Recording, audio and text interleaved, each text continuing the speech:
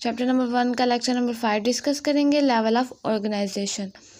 Scientist ने life के different फिनोमेनास को स्टडी करने के लिए लेवल्स बनाए। इन लेवल्स में पहला लेवल सब एटॉमिक और एटॉमिक लेवल आता है।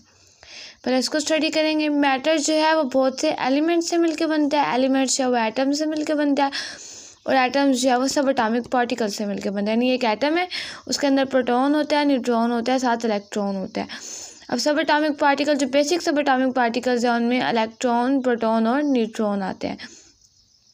उसके बाद अब नेचर में टोटल 92 एलिमेंट्स पाए जाते हैं, जिनमें से 16 एलिमेंट्स ऐसे हैं जिन्हें हम बायो एलिमेंट्स कहते हैं।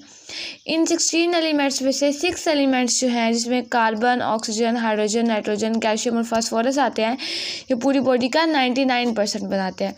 जबकि रिमेनिंग जो 10 एलिमेंट है, जिनमें potassium, sulphur, chlorine, sodium, magnesium, iron, copper, manganese, zinc और आयोडीन आते हैं, ये पूरी बॉडी का सिर्फ 1% बनाते हैं। उसके बाद नेक्स्ट लेवल आता है मॉलिक्यूलर लेवल। मॉलिक्यूल जो होता है वो एलिमेंट्स के कम्बिनेशन से बनता है और ये एक स्टेबल पार्टिकल। नेचर में जो बायो एलिमेंट हैं वो अकेले नहीं रहते, बल्कि डिफरेंट आयनिक और कोवलेंट बॉन्ड्स के थ्रू आपस में मिलके मॉलिक्यूल्स बनाते हैं, जिन्हें हम बायो मॉलिक्यूल भी कहते हैं। अब एक ऑर्गेनिज्म जो है वो थाउजेंड्स ऑफ बायो मॉलिक्यूल से मिलके बनता है। अब बायो मॉलिक्यूल्स की 2 टाइप्स होती हैं, माइक्रो और मैक्रो। माइक्रो का मतलब पहले बता चुकी हूँ, माइक्रो मीन स्मॉल। तो माइक्रो मॉलिक्यूल वो मॉलिक्यूल होंगे जिनका मॉलिक्यूलर वेट जो होगा वो लो होगा, जैसे ग्लूकोज और वाटर। Macro mean large. तो माइक्रो मॉलिक्यूल वो होंगे जिनका मॉलिक्यूलर वेट जो होगा वो हाई होगा, जैसे स्टार्च, प्रोटीन्स और लिपिड्स वगैरह। उसके बाद नेक्स्ट लेवल आता है ऑर्गेनेली एंड सेल लेवल। ठीक है, हर टाइप के ऑर्गेनेली अपना स्पेसिफिक फंक्शन परफॉर्म करते हैं। फॉर एग्जांपल माइटोकॉन्ड्रिया जो है ये सेलुलर रिस्पायरेशन में हेल्प करती है, इसीलिए इसे पावर हाउस ऑफ सेल भी कहते हैं। यानी रिस्पायरेशन के थ्रू हमें एनर्जी प्रोवाइड करती है। उसके अलावा राइबोसोम्स जो हैं वो क्या करते हैं, राइबोसोम्स प्रोटीन सिंथेसिस में हमारी हेल्प करते हैं। उसके साथ साथ जो प्लास्टिड्स हैं वो फोटोसिंथेसिस में हेल्प करते हैं। अब प्रोकैरियोटिक सेल ऐसे होते हैं जिनमें तमाम ऑर्गेनिज्म जो है, पूरा ऑर्गेनिज्म वो सिर्फ एक ही सेल से बना होता है, और वही सेल जो है वो इस ऑर्गेनिज्म के तमाम फंक्शन को कंट्रोल करता है। लेकिन एनिमल्स और प्लांट सेल में जो ऑर्गेनिज्म है वो ट्रिलियंस ऑफ सेल से मिलकर बनता है। आगे टिश्यू लेवल।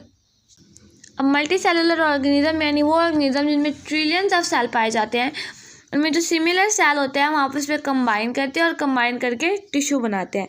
हर टिश्यू का जो फंक्शन है वो स्पेसिफिक होता है। तो टिश्यू क्या होता है, the group of similar cells specialised for the performance of common function.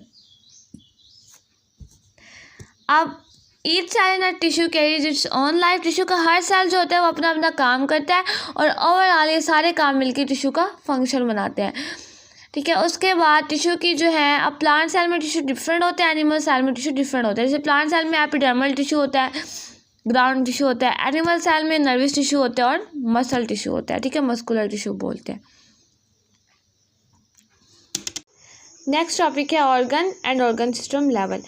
अब जो एक टाइप के टिश्यूज होते हैं हम आपस में मिलकर एक ऑर्गन बनाते हैं। ऑर्गन में हर टिश्यू अपना अपना काम करता है, और ये तमाम काम मिलकर उस ऑर्गन का फंक्शन बन जाते हैं। फॉर एग्जाम्पल स्टमक जो है ये एक ऑर्गन है जो फूड के डाइजेशन का काम करता है। अब इसमें डिफरेंट टाइप के टिश्यू पाए जाते हैं, जैसे एपिथेलियल टिश्यू, मस्कुलर टिश्यू।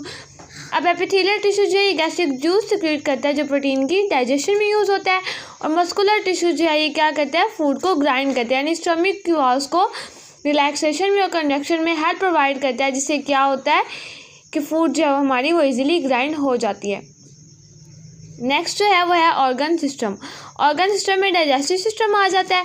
जो सिमिलर टाइप के ऑर्गन होते हैं, डिफरेंट ऑर्गन्स आपस में मिलके ऑर्गन सिस्टम बनाते हैं। For example digestive system.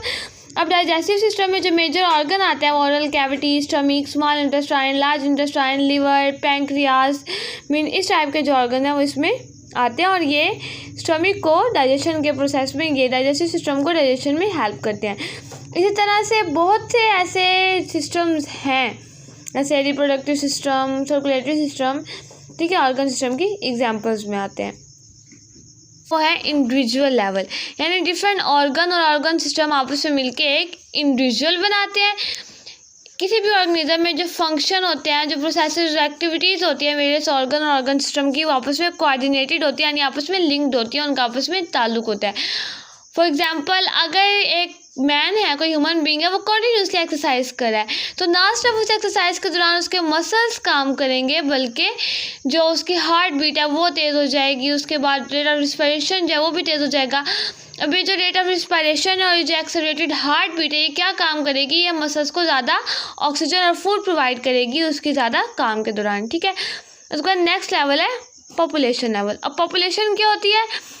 Member of same species living in a habitat, किसी भी हैबिटेट में रहने वाले मेंबर्स जो एक सेम स्पीशीज से बिलोंग करते हैं। फॉर एग्जांपल 2010 में जो ह्यूमन पॉपुलेशन थी पाकिस्तान में, वो ये 173.5 मिलियन।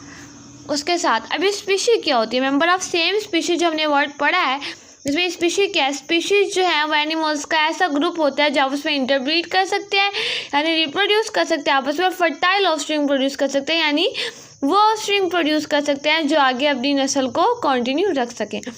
उसके बाद नेक्स्ट आता है कम्युनिटी लेवल। डिफरेंट टाइप्स की जो पॉपुलेशन है वो आपस में मिलके कम्युनिटी बनाती है। अब एक कम्युनिटी में प्लांट की स्पीशीज़ भी होती है, माइक्रो ऑर्गेनिजम्स भी होते हैं, फंजाई भी होते हैं, एनिमल सेल्स भी होते हैं, यानी एनिमल्स की स्पीशीज़ भी होती हैं। तो डिफरेंट जो स्पीशीज़ हैं, डिफरेंट जो पॉपुलेशन है वो आपस में मिलकर कम्युनिटी बनाती है। अब कम्युनिटी जो है वो सिंपल भी हो सकती है और कम्प्लेक्स भी हो सकती है। सिंपल कम्युनिटीज़ में फॉलन लोग, यानी एक जो दरख्त गिर गया है तो उसके नीचे जितने भी माइक्रो ऑर्गेनिजम्स वगैरह रहते हैं वो क्या है? कम्युनिटी की एग्जाम्पल है। ऐसा कम्युनिटीज़ जो हैं वो कम्प्लेक्स भी होते हैं, जैसे फॉरेस्ट और फाउंड। इसके अलावा कम्युनिटीज़ जो हैं वो नेचुरल भी होती हैं और आर्टिफिशियल भी होते हैं, जो आपकी बुक में डिस्कस नहीं है, ठीक है। अब नेचुरल कम्युनिटी में आप एग्जांपल में फॉरेस्ट कर लें, आर्टिफिशियल कम्युनिटी में आप एक्वेरियम कर लें, ठीक है। कोई भी आप एग्जांपल साथ कर सकते हैं। उसके बाद अब ये जो कम्युनिटीज़ हैं इनमें की पॉपुलेशन जो है वो बायोटिक है, बायोटिक फैक्टर में किसी भी चेंज से जो है इनकी पॉपुलेशन पे इफ़ेक्ट पड़ता है। उसके बाद बायोस्फीयर, डिफरेंट जो कम्युनिटीज़ हैं या ज़मीन का वो हिस्सा जहाँ पे डिफरेंट कम्युनिटीज़ रहती हैं, डिफरेंट ऑर्गेनिज्म रहते हैं, उसे हम बायोस्फीयर कहते हैं। और अब बायोस्फीयर जो है इसमें सारे इकोसिस्टम्स आ जाते हैं, ठीक है। तो बायोस्फीयर को zone of life on earth भी कहा जाता है। ये थे हमारे लेवल